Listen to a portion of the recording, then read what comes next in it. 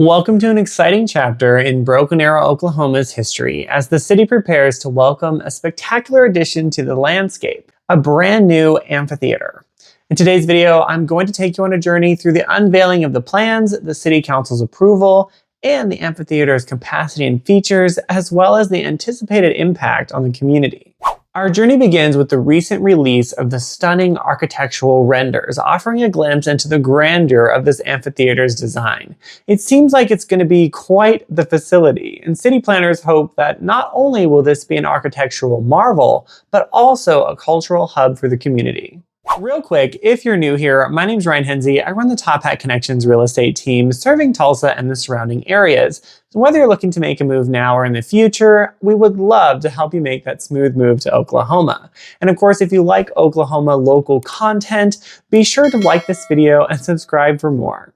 A pivotal moment in this project's timeline was the unanimous approval by the Broken Arrow City Council. And thank goodness. I mean, Tulsa has the Guthrie Green Amphitheater, and Broken Arrow being as big as it is, they really needed one of their own. This decision marked a significant step forward, solidifying the city's commitment to providing its residents with world-class entertainment venues. And on that note, I will say, being a current Broken Arrow resident myself, city planners, I feel, truly have a heart for the community and what is best for the growth of the city, as well as their residents. And you can see that if you go down Rose District, they spent $4 million renovating that sucker, and it's fabulous. It's become a favorite among locals. There's so much to do over there. If you've never been, you definitely have to check it out. Now, the amphitheater itself is set to seat an impressive 12,500 people, making it a formidable space for various events and performances.